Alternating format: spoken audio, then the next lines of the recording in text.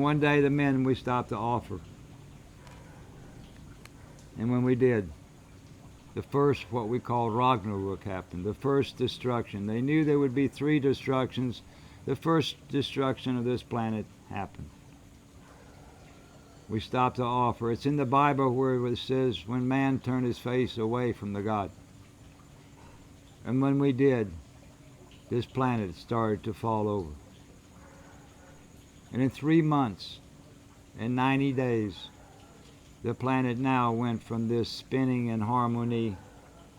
This planet started to fall over. And the sea evaporated up to the top of the ball and the bottom, and the ice came down. And the Ice Age began.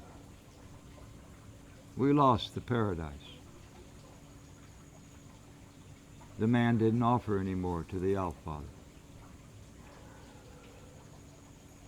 And this brings us to the Ice Age, which I'll start. There's one thing else I'd like to say before I leave the paradise. These people, they lived according to 8 powers. Before the religion, we lived according to nature powers. And these 8 powers, they go like this. Hel, Bock, Odin, Ra, Tur, Frey, Freya. Hell, because we come from hell. Hell is the North Pole. Hell is where Helsinki is today. Hell is home. Hel, Bock. Bock, because we come from the Bock family. Because we come from the of the Bock. Hel, Bock, Odin. Odin is the sun. Odin is the ring. It's the 4th power. It's the force. Hel, Bock, Odin, Ra. Ra is in the sperm. Ra is in the moon. Ra is the king. Hel, Bock, Odin, Ra, Tur. Tur is the 6th power. And now I'm going to explain the Tur. 7th power is Frey, masculine, and the 8th power is Freya. The infinity is the female, the 8th power. But before we go to this next part of the story, I want to explain this Tur, because Tur is what this story is based around. It's the sound te, u, air, or T-O-R in English, Tur. Like create, tour. Create means to make, and tour is tour, so maybe if we can create tour, maybe that's how we get out of this mess we're in. And I'll explain tour now. Very small explanation. Backwards, T-U, air. Backwards, air-u-te, root. So the root, from the root, we get the tour. And tour for the man, this is the man's tour. It's his tour's hammer, they call it. Every man has one tour.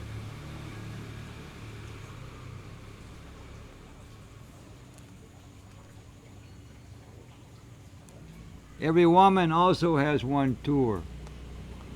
Her tour is called Kli Tur Ri Es. And Kli, in root language, Kli means to scratch or tickle. Tur is her tour inside, her tour. Also, Kleet, leet means light, or leet also means little. So the woman has a little tour full of light, the Kleet. So she Kli, her tour, she can re means again and again and again, and es means the sun. So if a woman, if she Kli her tour, she can re the sun in her eyes. Kli tour re es. And for man, this is his tour. So this story is about tour. And tour, the symbol for the tour is the X. And X is your best friend, your heart friend, is your tour friend. So when you say this, you're saying this is your best friend. And you can only have one tour friend at a time. And every child at 7 years old got their first tour friend. And tour is where Thursday comes from. Tours Day, Tours Dog. So on Tours Day, you go touring around with your tour friend, your best friend. We're all born with certain nature gifts.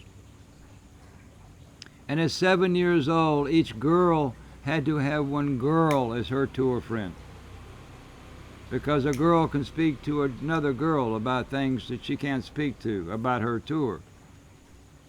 And we had to have a guy as our tour friends because I needed a tour friend to talk about my tour, a masculine.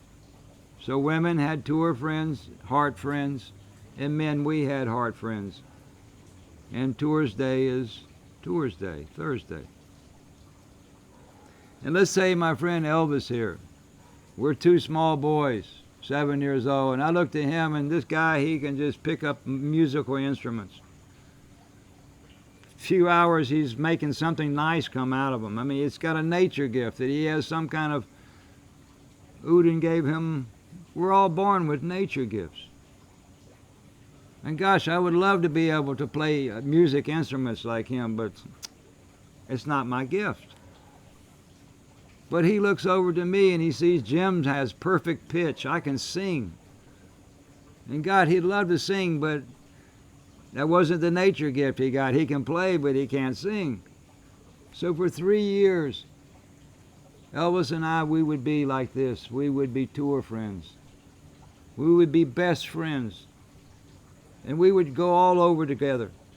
And in this 3 years, he would teach me how to play these musical instruments.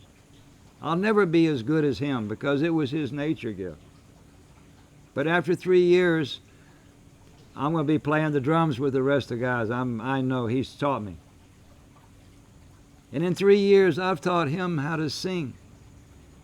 He was never going to be as good as me because it was my nature gift. But he has no fear about singing. His tour friend taught him how to sing, so he sings with the rest of the guys like everybody else. And the girls had the tour too. There were things that... And every 3 years you got a new tour friend, a new best friend, a new heart friend. But before Elvis and I, we would leave each other, I would find the most beautiful little stone in the nature. I would polish it. I put a nice hole into it. And I give my best friend this stone, this tour bead. And he put it on one string on his neck. And he the same. He found the most beautiful stone because I'm his best friend. And he polished the most beautiful stone and he put a hole in it and he gave it to me. And every 3 years you got a new best friend, trading the nature gifts. So every 3 years a new, and by the time I'm 70, 80, 90 years old, I may have 20, 25 of these stones. Each one representing a very, very close friend that I had in my life, who I traded my nature gifts and got their nature gift. So as we got older in this tour system, we became more and more and more and more instead of less and less and less and less. And this tour is very important, and this next story I think is one of the most important stories in this whole story. I want to talk about the heart.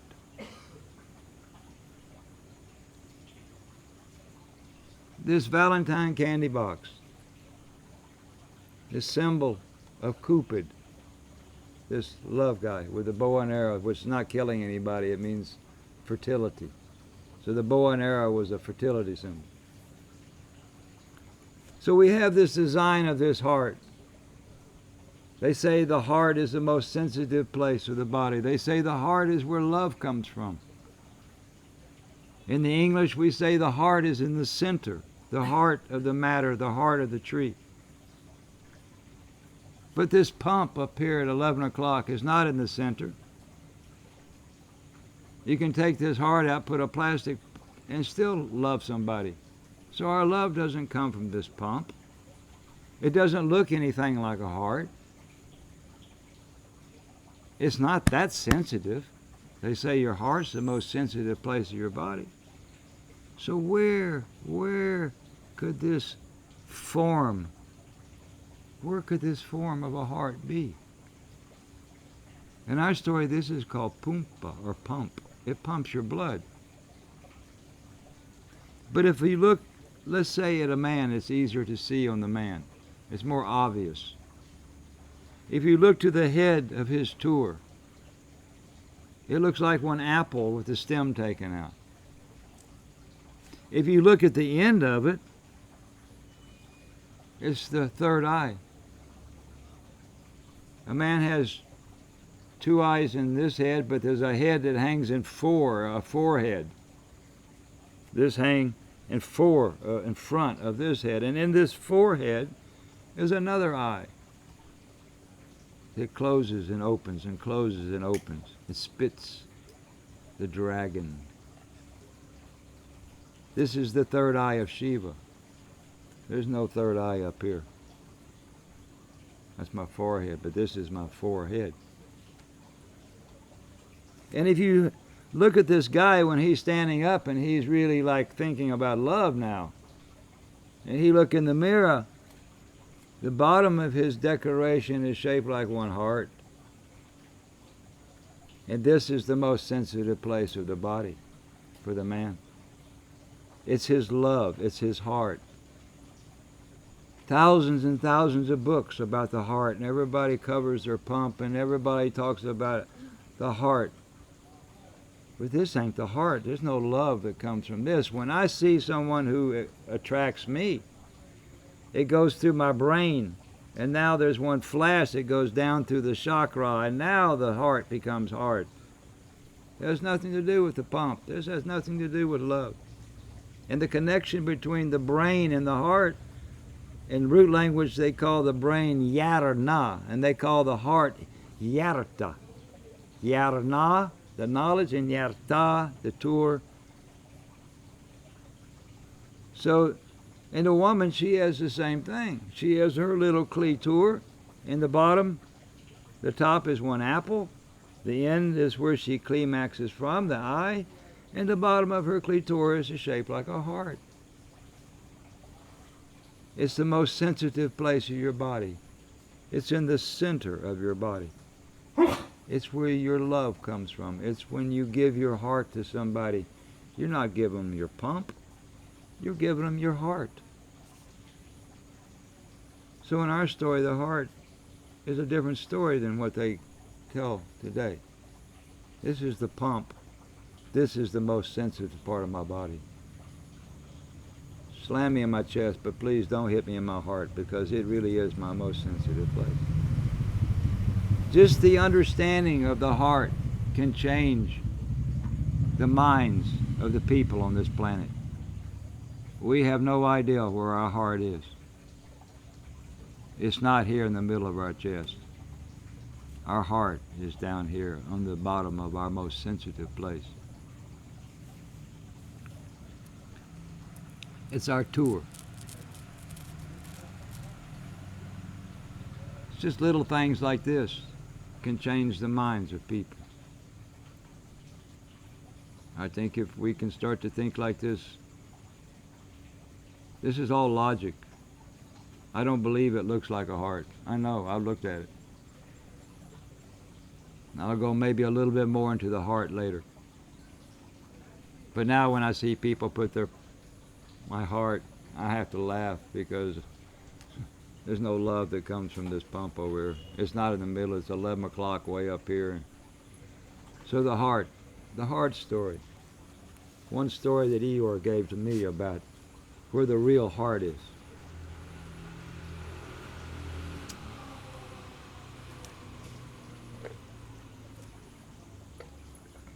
Are we still going?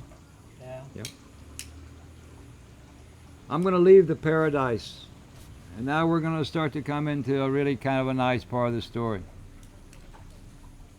This next part of the story is called Atlantis.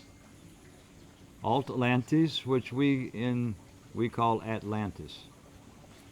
Alt means all the, Lan means land, and East means ice in root language. all land ice, Atlantis.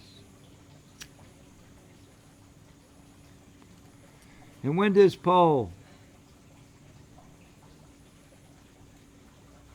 when it fell over, this happened 50,010,030 years ago.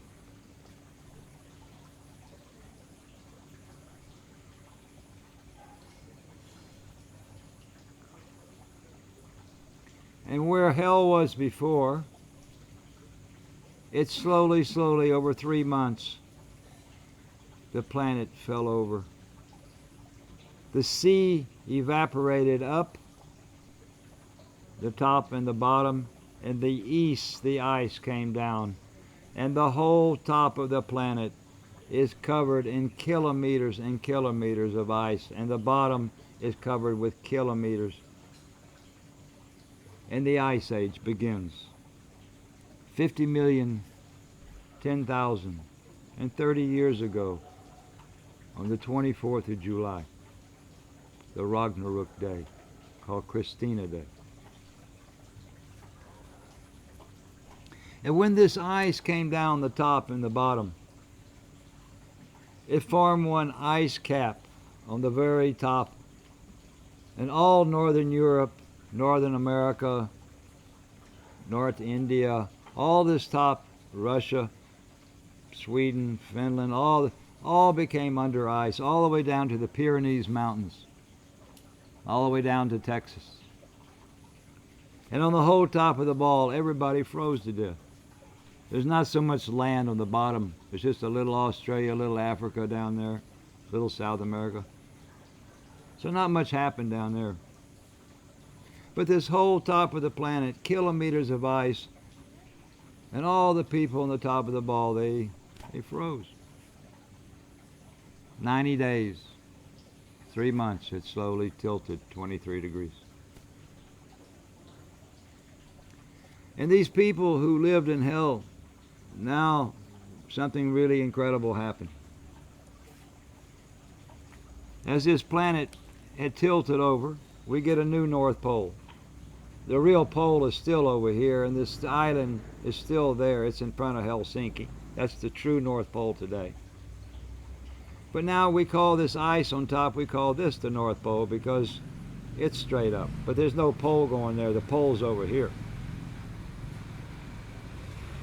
And as this ice cap formed on the top from this ice, there's some warm water that comes from the Gulf of Mexico.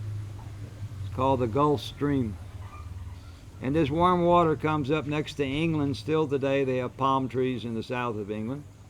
And this warm water was coming up to Mexico, and it had always gone over the top of the planet. But now, as it hit this ice cap, this warm water couldn't go over anymore because the whole top of the planet's covered in ice. The warm water couldn't turn around and go back to Mexico because there's more warm water coming behind it. It's a current of warm water coming out from the south, from the tropics. So this warm water came up to this ice, it couldn't go back to Mexico. So it followed the coast of England down to the coast of Germany, went in and went straight into the Gulf of Finland, to where Helsinki is today. And there this warm water came into the Gulf of Finland, went to where Leningrad, where St. Petersburg is today. And there it couldn't go anymore, so it turned back on itself and made one rosette. And this warm water came right to the North Pole. And this ice, as it came down, it melted and created one hole in the ice at the old North Pole. One ring of ice, kilometer walls around it, but there in the middle was this warm water keeping this Gulf of Finland free of ice. And these people, this Bock family, these Oz people, they didn't freeze. But now they don't have 24-hour sun running around banana papaya. Now they have 6 months of dark, freezing cold as the poles like this, and 6 months of beautiful sunshine shining into the hole in the summertime. But now we get seasons. Now we get arctical times. And these Bock family now, they have to start to live very, very different, because now all the lands are ice. England, Scotland, Ireland, Saxon land, Switzerland, Franken land.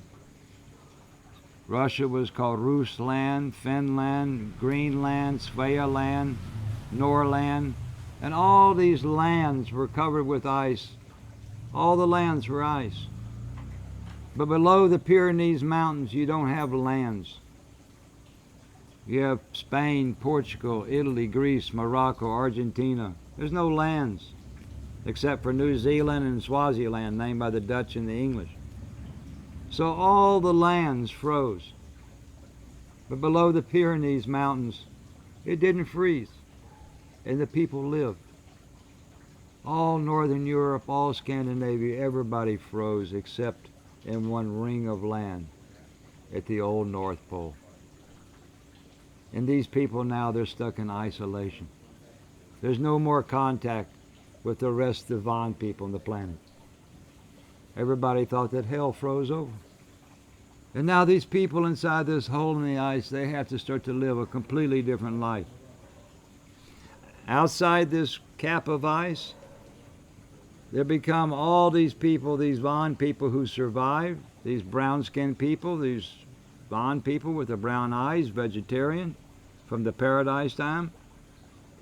There were 10 of these Robbies, these children makers, bringing the sperm out from the Rosette family. There were 10 of these guys who were outside this ice. And they divided the planet into 10 different tropical races of people. With 10 from the Von language, from one language, they create 10 languages.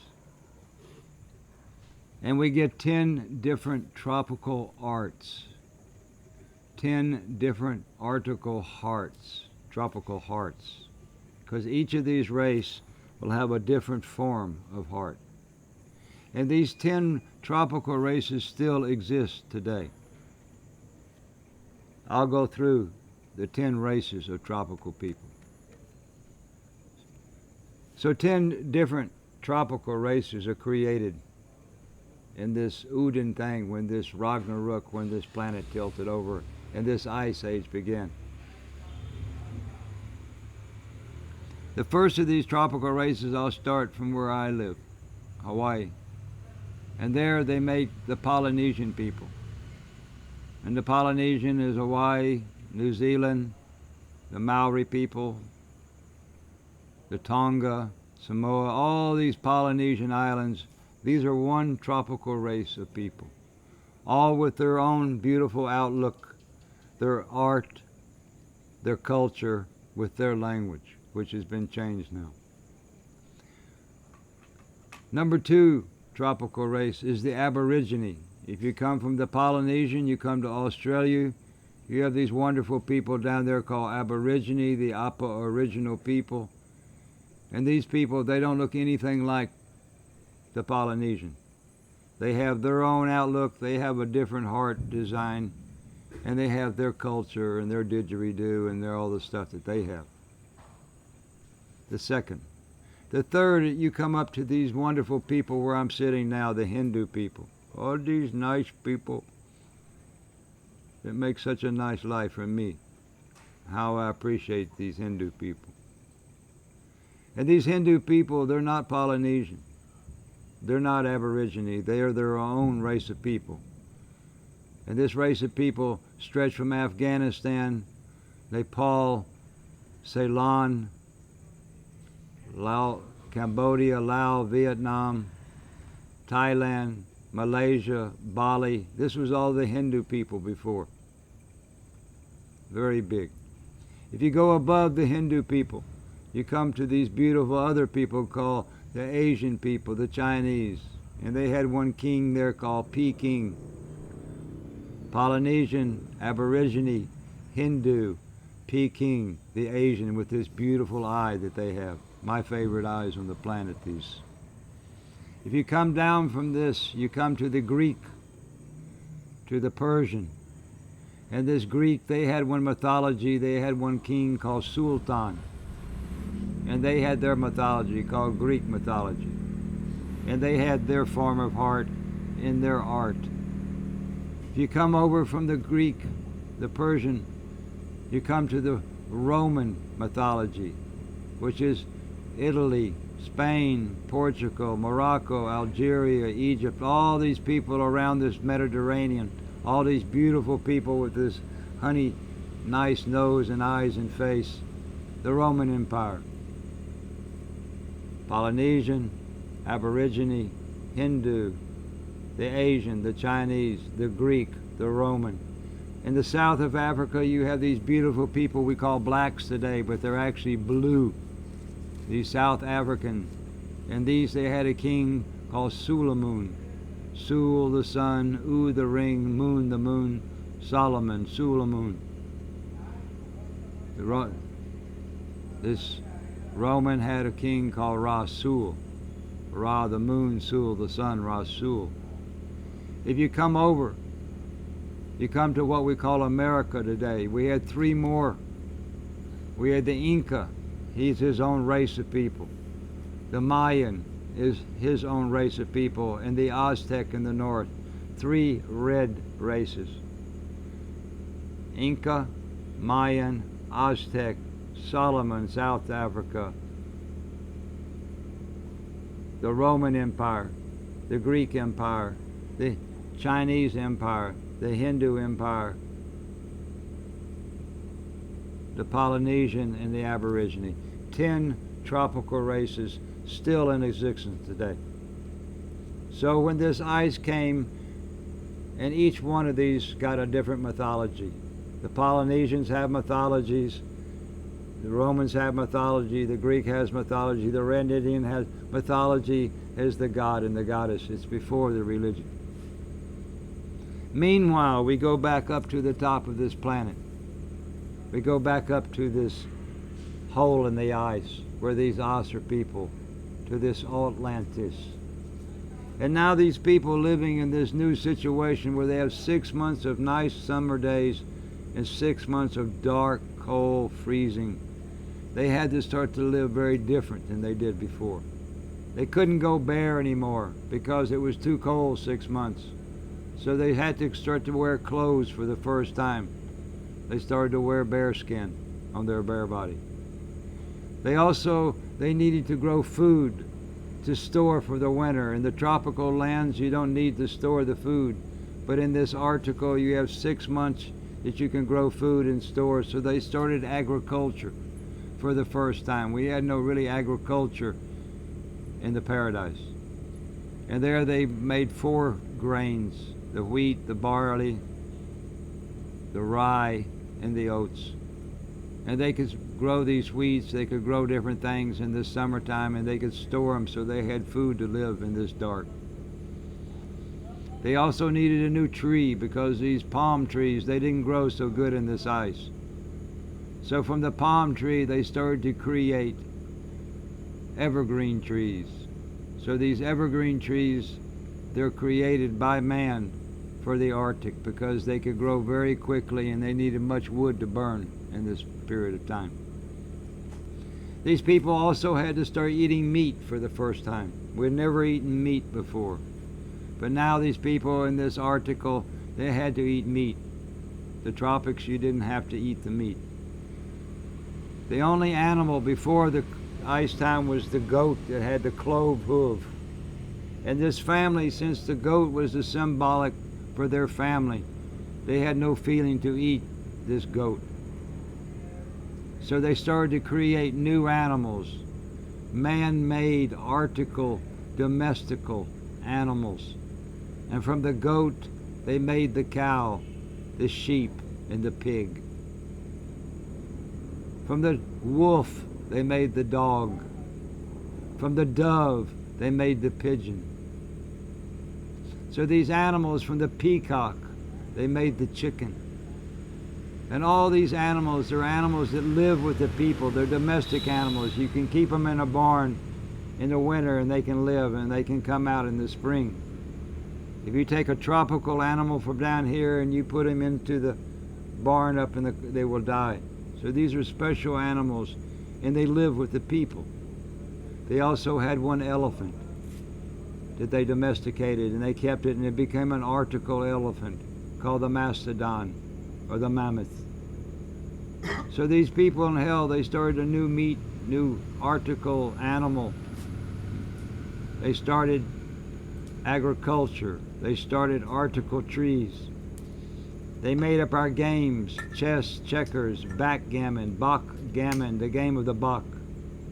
The cards. You have a card, 52 cards in a deck, 52 weeks in a year.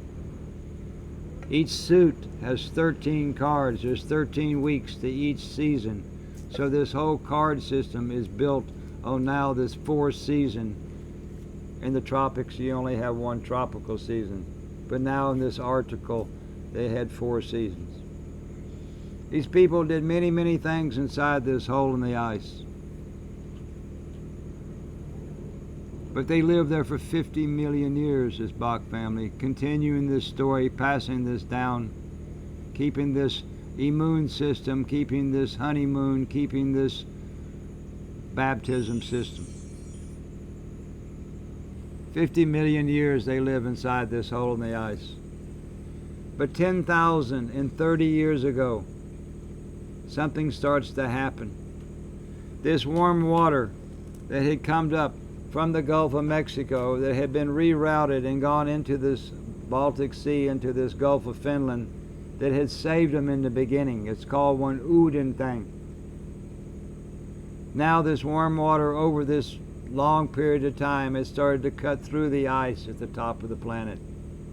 And as this warm water started to go over the top of the planet, these glaciers up in the Scandinavia, up in the Russia, all these ice sheets that had been sitting there for millions of years, now they were cut loose and they all started to slide down.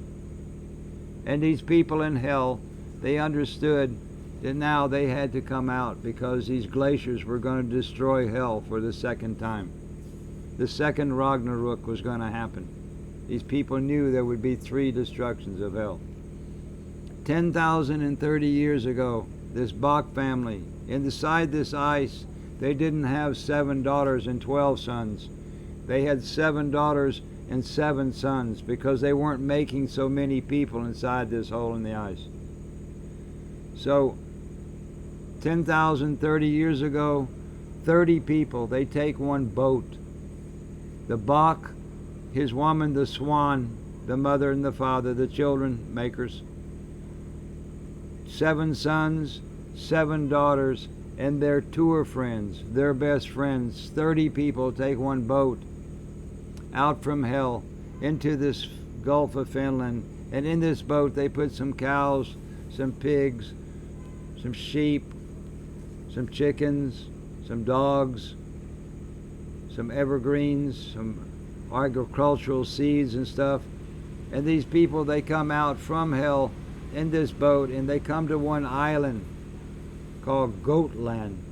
Today it's called Gotland. It's one island between Sweden and Finland. And this island wasn't in the glaciers. It wasn't part of the fast land.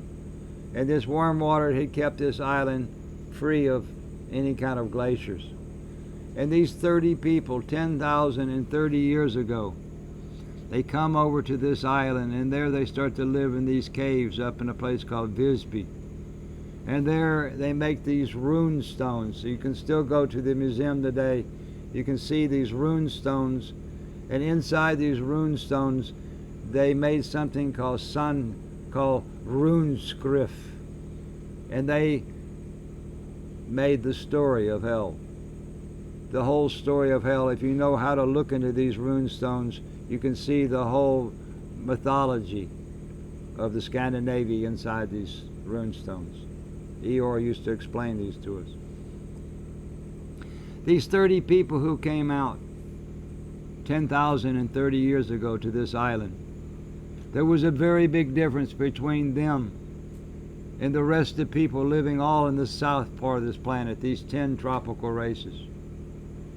These 30 people, they had yellow hair, white skin, and blue eyes. We had turned white inside this isolation period.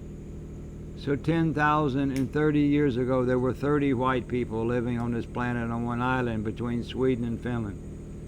And from these 30 white people come the Article, a new race of people called Article. We have tropical animals, tropical people, and we have Article animals and Article people, and Article vegetation and tropical vegetation. And from these 30 white people with blue eyes and yellow hair and white skin come all Article, all blue and green eyes on this planet today. These people, Ra and Bock, in this Bock family, they start to create one new race of people called Article people. A is Asur, Re is again and again, and N is knowledge. You read the knowledge of the Asur, the Aryan people. And they go back to this 12 and 7 again, and they start to create the white people that come out from the north, from Finland originally. This is where the Article race of people also. About 9,600 years ago, the 10 brothers in the middle, they call them Han-U-Mans. Han is man, U is a ring, and man is man. Ha means to have, N means knowledge, U means a ring, and man is man. So one Han Udens man, he's one man who ha the knowledge of the ring, one Han Uman.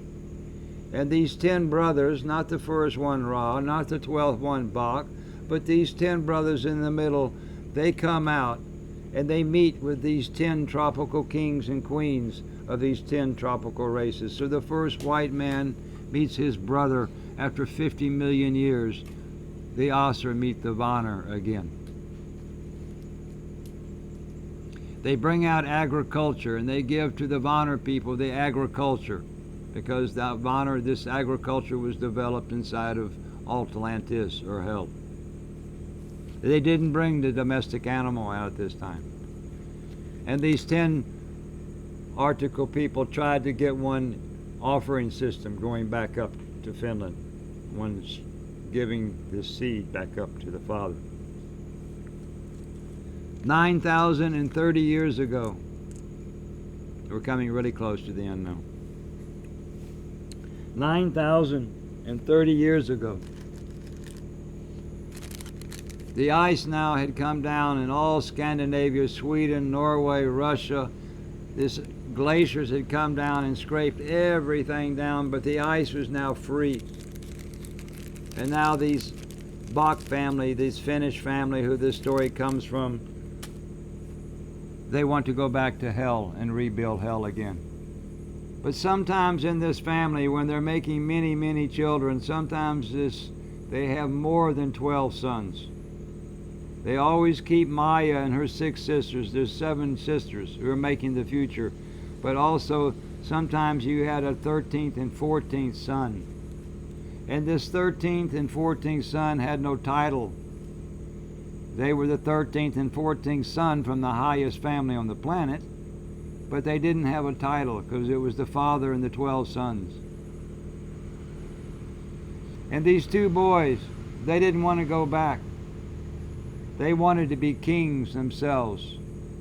They were on one ego trip. And these 2 brothers, one was called Dan, and one was called Sven. And they were the V-I, or V-E. V means we. 2 means 2. And kings means kings. We 2 kings, we were the Vikings. And this Dan, he goes down to the Danmark. Mark means land in root language. And Dan, he goes to Denmark. And from his seed come the Danish, the German, the Swiss, the English, the Belgium, and the Holland, and the England. And from Sven, he goes up to Uppsala in Sweden. And from Sven, he makes the Swedish, the Iceland, the Greenland, the Norland, the Irish, and the Scotland. So Scotland and Ireland were under the Swedish king of these Vikings, and the English was under the Danish king. So this problem with them was for a long time before the church came. They had different kings. The Irish and the Scottish, they come from the Viking line of Sven. England comes from the Viking line of Don, the Denmark. Two kings, we two kings. 9,030 years ago, we get two more article races of people. Bock and Ra, they go back to hell and they start to create the original white race of people. And from them, they start to move out to where Russia is. They would go out and there were these dals, these valleys. They would plant these pine trees, these evergreen trees. They would let these trees grow 50 years and then they set fire to them. And when these trees burned down, it put the fertilizer in these little valleys so they could grow their potato. So they came out from Helsinki, Finland, from hell. They started to go out over Russia, and now the population, so the Finnish people and the Russian people are the exact same people. They are the oldest white race of people on the planet. Dan made another article race with a different heart, and Sven, he went up and he made another tropical race. So there were 3 article races and 10 tropical races on this planet, still today. And there's a lot of mixed races. I'm part mixed. Most of us are mixed. A lot of us are mixed today. The Vikings, the Vikings, we two kings. They're from 9,030 years ago. If we go to about 6,000 years ago, if you bring a line straight from this hole, if you bring it straight down, it's one of these, what we call the meridian or the meridian line. It was the old 0 line. Still on this island today, you can go to this museum that's built by the Russians in the end of the 19th century. If you go up to the 3rd floor, there's a round room straight above the hole in the granite. And there you can stand and you can put 1 foot here and 1 foot there. And you have 1 foot in the east and 1 foot in the west. That place still exists today. I've been many times up in this museum. And straight down from there is the Valhalla, is the hole in the top of the axle of the planet. It's 3 kilometers in front of Helsinki, Finland. If you come straight down on this line, it will come and it will divide one island in the Greek islands called Crete or Creta. And Creta is divided by this meridian line, the old 0 line, the time zone. This Greenwich Village is moved over there in the 18th or 17th century. But the real true 0 line comes from hell straight down through Hellas. The Os people from hell, Os, hell, Os, the old name for Greek. And it comes straight through Creta or Crete. And half of Crete, if you go to the Crete, you'll see on the east side is the old Greek mythology, Zeus and Pan. On the west side of Creta was the Roman mythology, this Jupiter and Bacchus. Later on, this Jupiter became the St. Peter Church in the Vatican, and later on this Greek, the Zeus, became this Pope over in Constantinople, which I'll come to in a minute. But if you come straight down from hell still today, you'll see one line that divides Crete in half, and that was the division between the east and the west. It comes back around through Hawaii on the other side and comes back up to hell on the back. And that divides the planet in half. If you come this other way, you have a line that goes out from hell that comes over Russia. It comes out over Sweden, Norway, and this is the other line that goes this way. So this planet is divided in 4, but the hole in the top is the very center of these 2 lines, a ring of land at the top of the planet with an X like this or a cross like this. And this is the 4 meridians. 6,000 years ago, there was a problem in this Rasul Sultan, this Greek and this Roman, in a country called Egypt.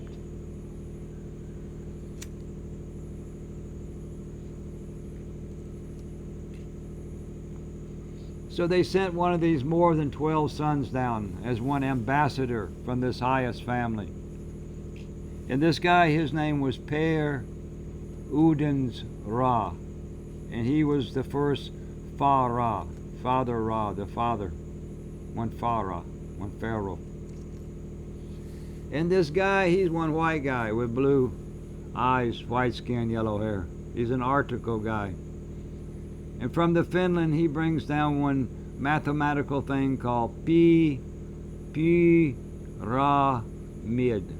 what we call pyramid. And in the mathematics, if I say in Europe the sound P, they get the association of a circle, a ring. In English, we would call it pi, because we make the E to be I. So one ring is called P in our story. It's a female. So the P is the ring. Ra is the pole, the radius.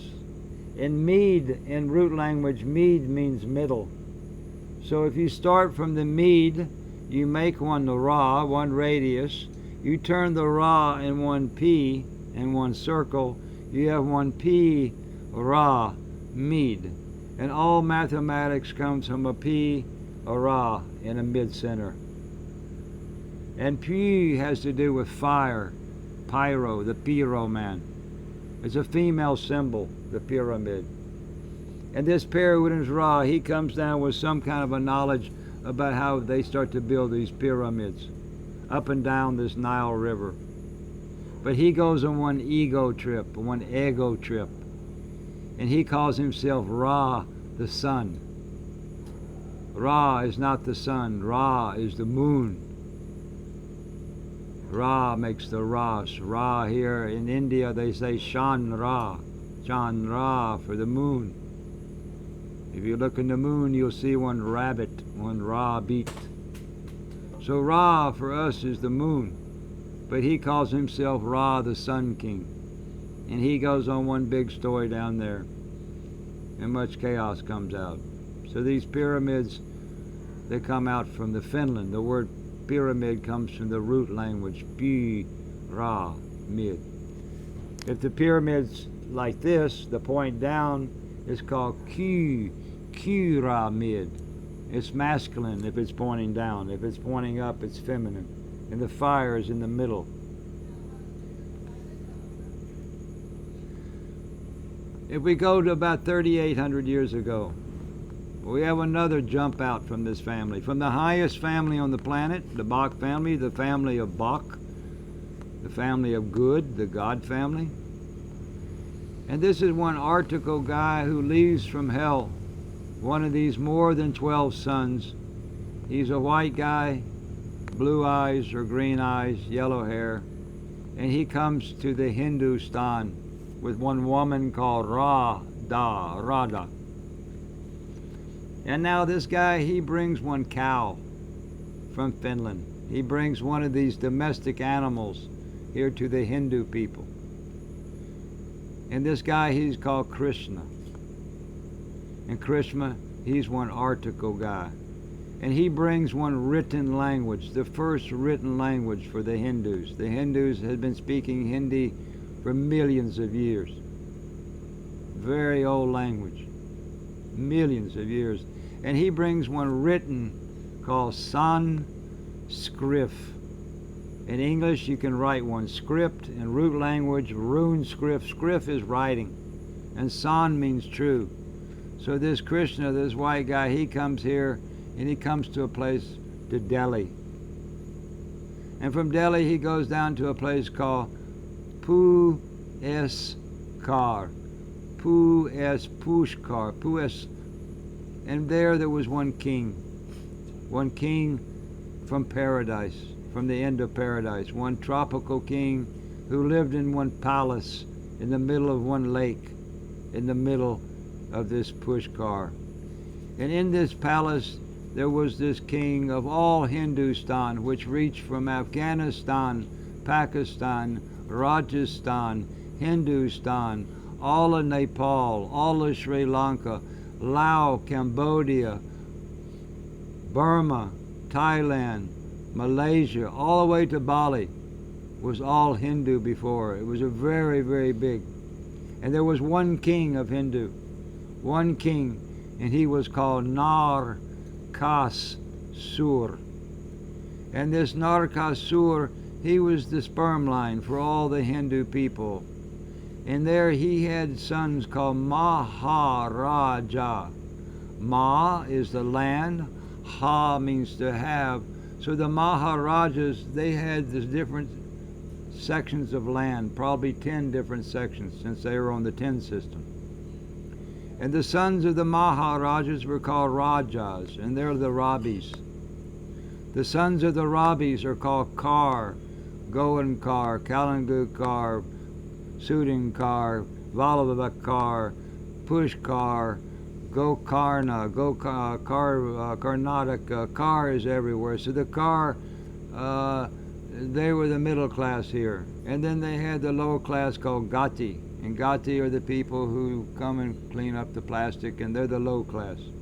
And the son, the father of the Gati is the Kar. The father of the Kar is the Raja. The father of the Raja is the Maharaja.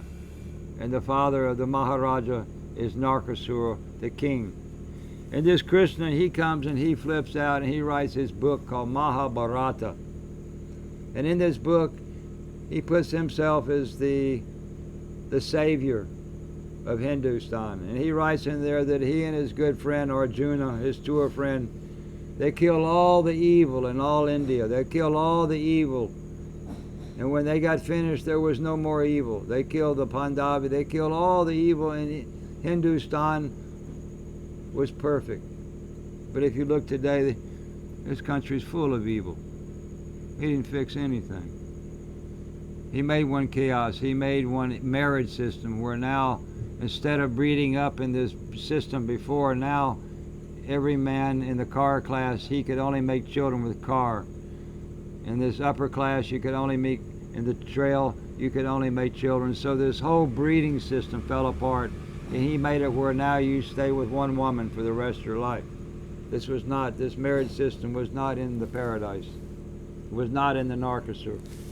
In this Krishna, he killed Narkasur. And today, in Diwali, they burned the Narkasur.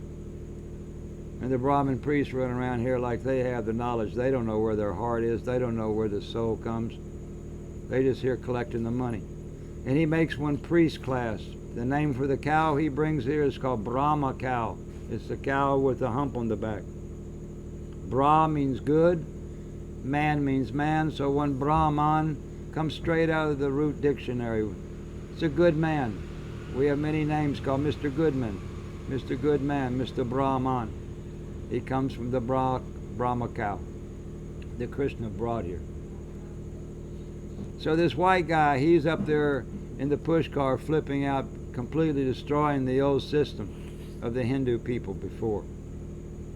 Now these people in Rajasthan, they call Rajas, which were actually the Rabis from before, the Raja, the Rabi, the Radia. These Rajas, they were the breeders, they were the children makers, they were the big strong guys.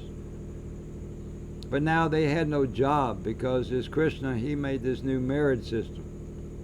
And they didn't know what to do. They couldn't stay here in Rajasthan. Stan means center, the center of the Rajas. So these Raja people, they were the Kar, Ra was the Ra, and they were the Van people, so they got on one caravan, and they left from the Rajasthan and they went to the Egypt. And when they get to the Egypt, they asked the pharaoh. There's a white guy flipping out over there. He's taken over everything, and we don't know what to do. We were the children makers, and now he's got some kind of, you always see Krishna with all the gopis. He took over the breeding system. You see many of these Brahmins that have blue eyes, green eyes, so maybe he was even mixing the article. So this Pharaoh tells these Raja people, he says, look, you can stay in my country, it's okay, but you can't intermix, because in those days they didn't mix so much races of people. Today we do, it's normal, and all my friends and me, we're all mixes today. But in those days you didn't mix the race. So this pharaoh, he tells these Rajas, he says, yes, you can stay here in the Egypt, but you have to stay off over there, and you can't really mix around so much with my race of people. And so these Raja people, they stay there in the Egypt for several hundred years. They can't come back here because Krishna has completely started the Kali Yuga, basically. He started the chaos here in this new system. But now these Raja people, they get kind of fed up with this system in Egypt. So they send one message up to hell. They ask for help from hell. They want to go to the true Holy Land. That's what they want.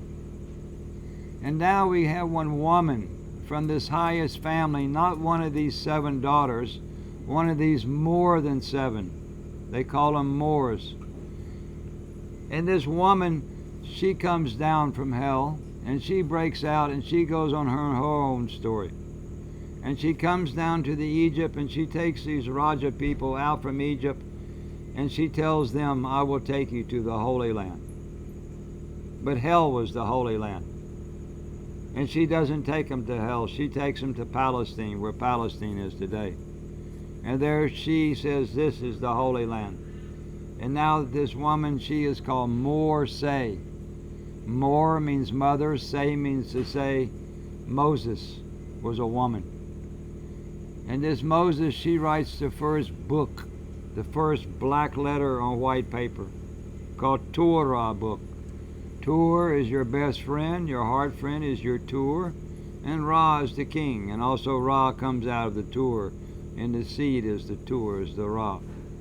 And this Torah book is one book about this angry God who sits up there somewhere, who made everything on the first and second and third day. And this introduction of one God had never existed before. In the mythologies, you have gods and goddesses. You have Shiva, Parvati. You have Rama, Sita, Lakshman, Saraswati. You have Durga. You have many, many females. So in the mythologies, there's women. So the women have the women temples to go to, and the men, we had the men temples. We go to the Shiva temple. She goes to the Parvati temple before. So these Raja people, they were used to a mythology system, this whole new idea that there's just one male god sitting up there. Some of them didn't go for this book. They couldn't accept it. So they left, and they had brought the sitar from Hindustan, and they brought it to the Middle East, and there they made it into the guitar. So the guitar, its parent is the sitar, but the guitar is easier to carry around. And these people who left, they become the Gypsies today. And the Gypsies left in their wagons, and they never could. They've been traveling all over Europe for all these hundreds of years with no place to be. And still the Gypsies, they still speak Hindi language. They know they come from here. There's some Gypsies in Finland, Spain. So the people who could see very deep, the deep seas, the Gypsies, they didn't go for the God book, the Torah book, and they left. But the children who stayed there in what they call the Israel today, it's not the Holy Land. There's no hole on the top of the E in Israel. The Holy Land is the land at the top of the E where the hole is. That's where Helsinki or hell was. That's the true Holy Land. But this Moses, she says, this is the Holy Land, and now some of these people, over 2 generations, they take in this book of this one male God that has no goddess involved at all. There's no God. There's no female. It's all masculine in this. And maybe some of these people, they left and they came back to India, and I think maybe these could be the Sikh people today. So the Gypsies went into Europe. Some of them stayed there in the Persia, and some of them tried to get back here because they didn't want to stay there. They didn't want to stay in Europe. And so I'm not going to say 100%, but I think that these Sikh people, they're very big. They're like the Rabbis. They would be like breeders. The Holy Land. the land at the top of the E where the hole is, the land. Udanma is the Holy Land. 2,500 years ago, there come another one of these more than 12 sons. He was one messenger. And in root language, the sound bood. Bood means message. So this guy, he's taking the Asaner's bood. He's bringing one message from the Asar people called Buddha. And this Buddha, he's one article guy who comes up here to Nepal, and he starts to put one philosophy, not a religion, not a mythology.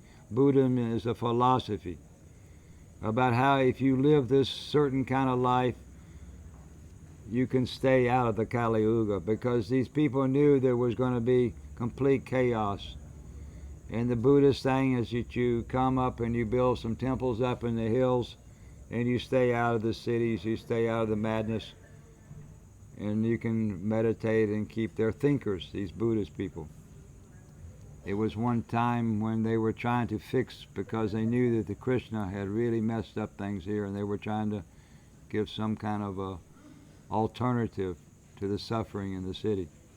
So these Buddhists still today, they live up in the hills, they come down and get the food and they go back up. They have less suffering than the people in the city. So this Buddha, he's quite a nice guy. He's a thinker, and these Buddhist people are quite nice people. I spend much time with them as I do the Hindu people. Myself, personally, I really like to stay with the Hindus and the Buddhists. Or at least I'll say I like to stay with the native people, the indigenous people. The Hawaiians are very nice too, the Red Indians. 2,000 years ago, we have a situation in hell, in the top of the planet, where one of these more than 12 sons from the highest family, but one of these more than 12 brothers, he makes his sister, not one of these 7 sisters, but one of the more than 7 sisters. By the time you had 12 sons, you had more than 7 sisters. In this highest family, and this brother, he gets his sister pregnant. Her name was Margaret. And this is a little bit out from this upper family, so they put this mama and this papa with this baby in the stomach. They had to leave from the hell. They couldn't stay up there. It was a little bit shame story. And so this mama and papa, the pregnant mama and the papa, I don't know what his name was, they walk across the Finnish Gulf. In the middle of the winter, you can walk straight down to Europe from Finland. The whole Gulf is frozen. And they walk down to where the Persia is today. And there this little boy, he comes out. And this little boy, his name is Jesus. Jesus. He's coming from the highest family on the planet, but it was the father and his brother-sister story. And this mother had got some kind of a testament, some kind of a future story.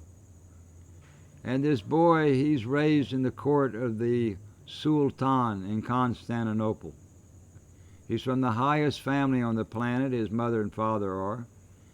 He's raised in the court of the Sultan, which is a very high situation. And from there he moves over to the court of the pharaoh. And there this Jesus boy, he's raised in this court of the pharaoh. As a young man, he decides he wants to go traveling. His mother had given him some kind of a testament. And this boy, he comes to a place called Hindustan, this Jesus. And he spent many years here traveling with the sadhus, the babas. And one day, he comes with the idea that in most mythologies, in most the religions, they say that one day there would come somebody who would fix this whole planet. Somebody would have the knowledge. The Jewish people in their book, they call him the Messiah or the Messiah. And this Jesus, he decides that he is this guy. And he gets the car people, the Bond class. the caravan, and they take him out from the Hindu and they take him back to where the Israel is today. He had never been there before in his life. And there he starts to talk that I'm the guy you're waiting for. I'm the Messiah. I'm the Christ. And these Hebrew people start to listen to this story, and they didn't go for it. And it says that they took him on one stick. They tied him on one stick. They didn't nail him on any cross. They tied and they threw rotten tomatoes at him. And in the end, his friends took him down, and he came back, and he died up in northern India. And still today, there's a little place up in Kashmir, in Srinagar, near Dal Lake. You can still go over, and there's still a temple there for Jesus. The Muslims and the Hindus take care for it. The Christians don't, and this is what they say. They said he died here, a very high, respected man, Baba. They burned him, and they put his ashes in the Ganges River. And this family they say he died here, and there's people here who say he never died on the cross. The cross was actually the highest symbol. It was a symbol for Tur, our Father who stood on top of the planet. He stood up there completely bare with two gold rings like this. And he was this highest symbol, your Tur friend, your best friend. But this church, they wanted to make it to be negative, and they put one story where they have your best friend dead on a cross. You can't have a best friend dead. Your best friend has to be alive. So this dead Jesus on the cross is one lie. He died here in India, and actually in Hindu. This is the Jesus story, basically. From the highest family on the planet, but he didn't fix anything. We're in chaos today. 1,500 years ago, you had another one of these brothers jump out from the highest family on the planet. In the Van language, the name for God is called Yumala. Yuma'Allah, Allah. And this other brother, he is called Muhammad. He comes down and he starts this Muslim race about 1,500 years ago. And they do what they do today. The thing in these three religions, the Jewish, the Catholic, the Muslim, I have nothing against these people. I have both friends, nice Muslim friends. I have nice Jewish friends. I have nice Catholic friends. But the religion, I'm a pro-pagan. I'm for the pagans. And according to the doctrine, people say if you don't believe in the Jesus, you go to hell. There's nothing good for you.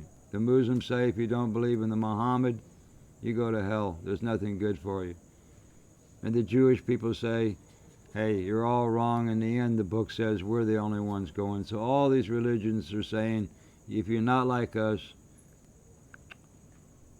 in this story it's not like that. Everybody goes to heaven in our story. There is nobody. All soul goes back to the whole. There's no good place and bad place for good people or bad people. I don't have to be Catholic to go to heaven. I don't have to be Muslim to go to heaven.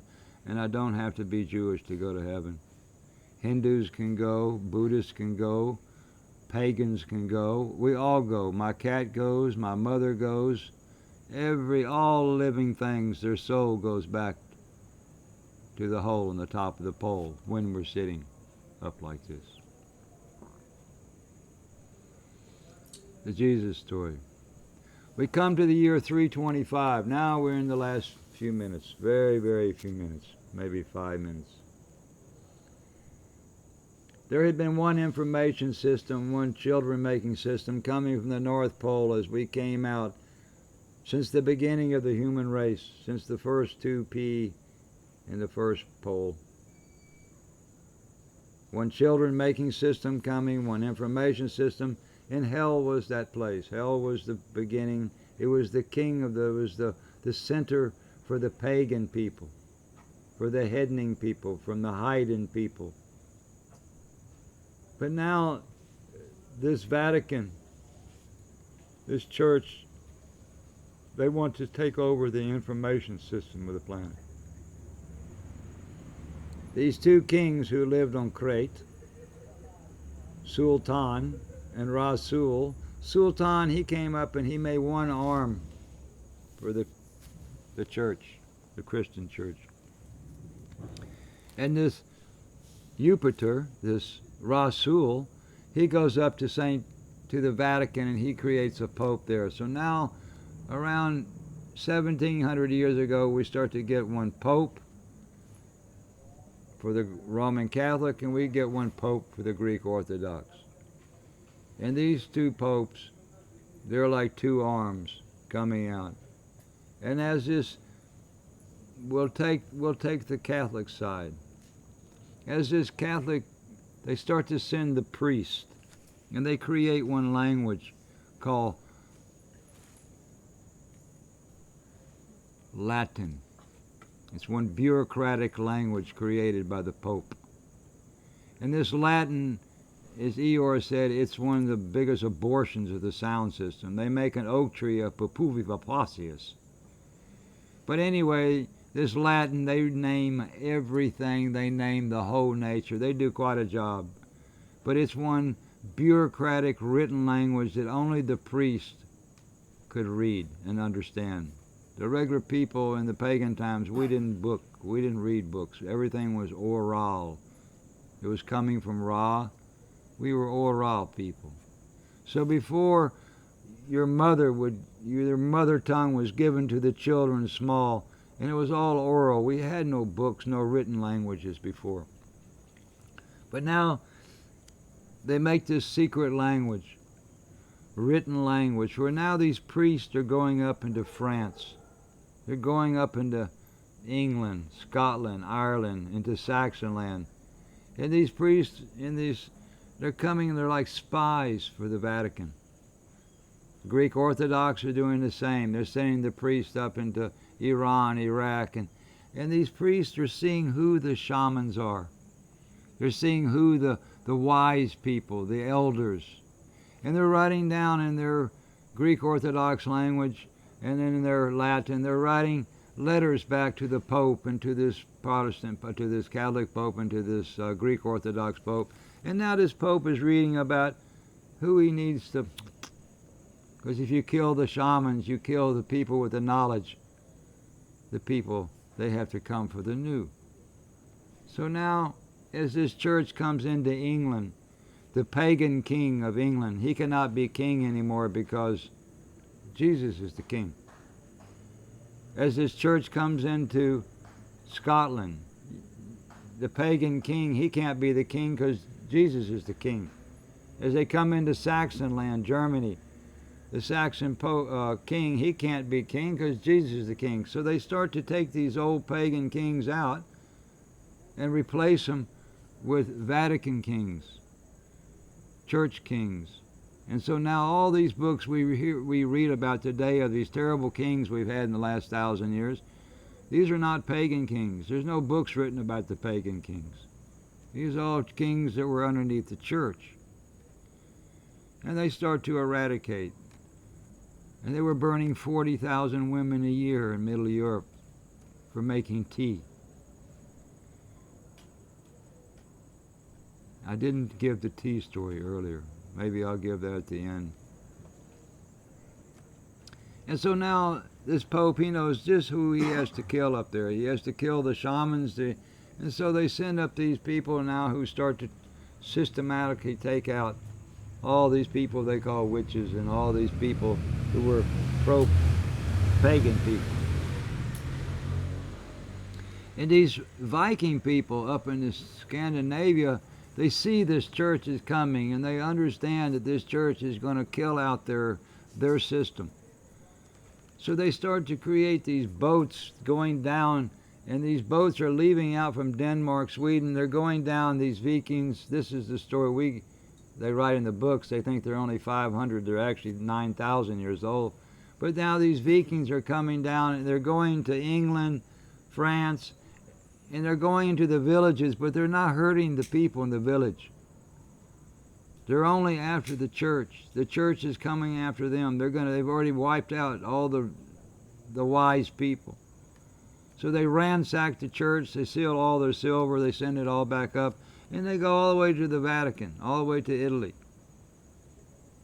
But these Viking people were not, they're not anything what they say on the television today. They were just trying to go against the church because they saw the church coming up. In 987, the Greek Orthodox Church comes to the door of Russia. And now these Russian people, who were the same as the Finnish people, they had to go now start to be underneath this Pope from Constantinople.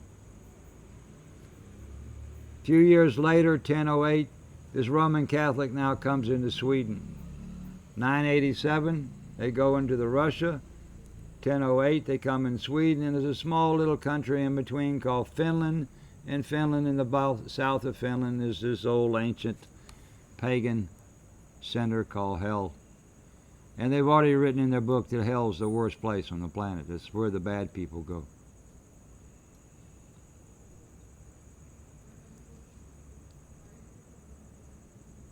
In 1049, they get their first Saxon Pope, what we call Germany today. And this guy, he's called Leo the Ninth. And this Leo the Ninth, he now becomes head of this Vatican. And this Vatican, they pay a country called Helvetia, which is Switzerland today. And they go to this Helvetia, this church, and they pay 30,000 mercenary army killers for money. Like our armies today, they're all killers for money. They all get paid, these army people today. And these 30,000 men paid gold from the Vatican. They go up through Europe, and they come up to the Sweden. And in 1050, they take this king, this pagan king of Sweden, and they take one archbishop or one bishop or somebody, and they go to one island called Åland, which is between Sweden and Finland, and they kill everybody on this island. This 30,000 mercenary Helvetian army hired by the Pope. And on the 24th of 7, on the 24th of July, in the year 1050, this 30,000 killing mercenary army, are they doing that on purpose, you think? This army, it comes to where hell is, where Helsinki, to Uudenmaa today. And this 30,000 men, they make one ring around hell. Hell was 250 kilometers across, with this hole in the very center, this ring where this 4 meridian lines come down. And they make a ring around this hell, and these 30,000 men all come towards the center, and they kill everybody in southern Finland. And they're after this Bock family, because they want to kill this Bock family. This Bock family, in 987, they closed this temple that I was talking about earlier. This Lemminkainen temple with this golden spiral street going down that we've been working for many years to try to go into. They seal this up because they don't want this church to find what's inside this. So 987, when the Greek Orthodox came into Russia, they sealed it up, and they said that the Bock, who was alive in 1,000 years, should open this temple and show it to the people of the planet and give it to the people. And Eeyore was that Bock. In 1987, a group of us met in Helsinki. Eeyore started to tell us about this temple and this storehouse, and we started to dig. I started to dig myself.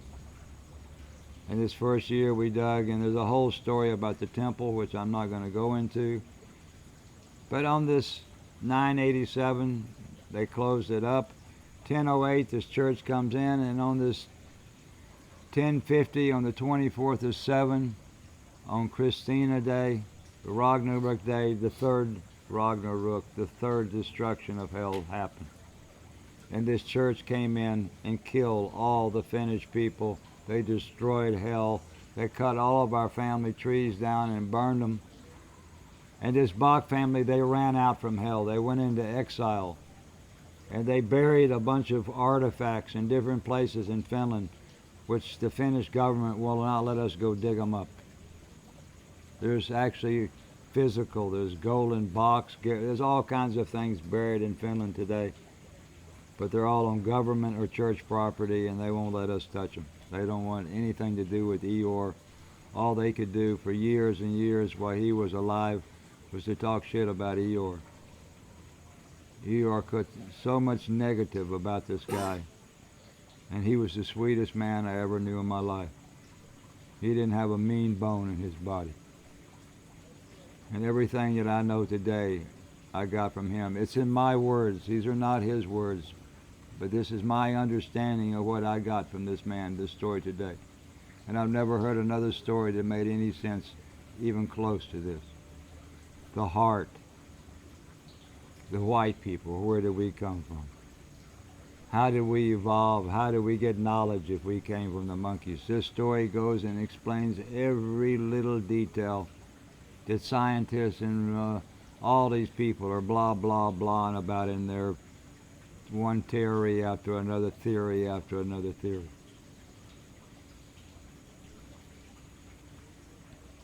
And so this family, they ran up into the north of Finland. The Ra and the Maya, they go up to a little castle about 500 kilometers north of Hell. There's a little miniature castle. It's a ruin today, but still in the middle of a river was a little small castle. And the king and the queen of Finland, they lived there in 1050 because all southern Finland was completely burned and destroyed. This Allfather, this Bock, and this Allmother, they went up into the north of Finland, way up into the north. And before, when they lived in the south, this Bock, he always had a cart with 8 goats, and everybody could see there goes the Bock, and he had 8 goats that was taking his little cart around. But in 1050, when they got up into the Lapland, into the north of Finland, he couldn't go in the snow with the goats, so there he got 8 reindeers and a sled. And this whole Father Christmas, it all comes from the north of Finland, from a place called Korvatrinti. It's my friend's family. There really was a Santa Claus. And so from 1050 to 1250, they stayed in exile.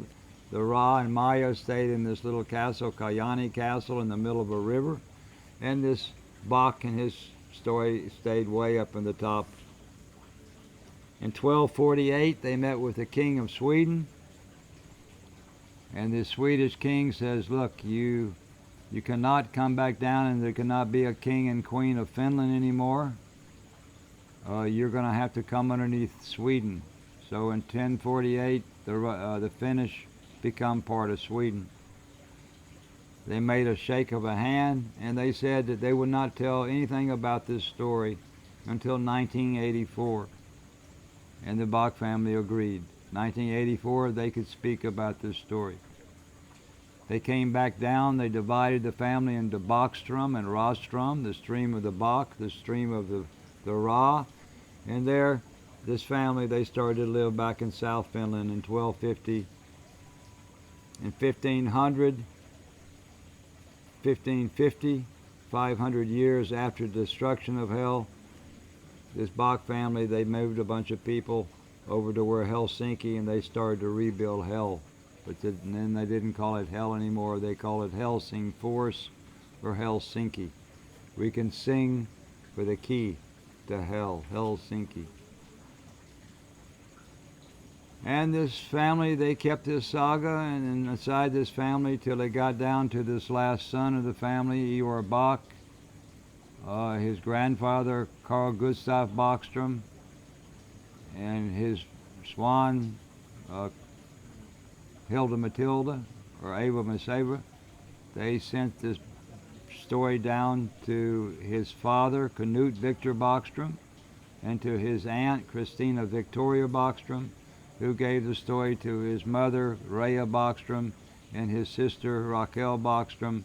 And in 7 years, at the age of 7, Eeyore Bock sat for 2 hours a day, 7 days a week, as his mother and sister for 20 years of his life. If he missed 1 day, it was 4 hours the next day, 7 days a week for 20 years, 2 hours a day. And these 2 women gave to my friend the Bock Saga.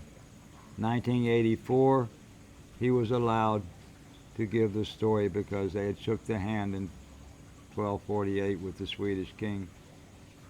And on February the 24th, down here in Shapura, Mr. Bock, he let this Asur Babori say Shara Day Dog. He gave this alphabet with the meanings in the Bock Saga to a small group of people. And that's the story as I understand it, as honest as I can tell it. I can make mistakes, but even if there's some mistakes, they're not big mistakes. And this is the best that I can explain. There's much. For every 10 minutes of saga I gave tonight, there's hours of explanation behind this. I made this as small as I could. I left some parts out. There's much, much more to be spoken about in this story. But it's down, and this is the Bock Saga. It's the best is Jim Chesnar. My name is Jim Chesnar. I didn't say that in the beginning. It's the best that I understand it. Thank y'all very much for being patient. Thank you.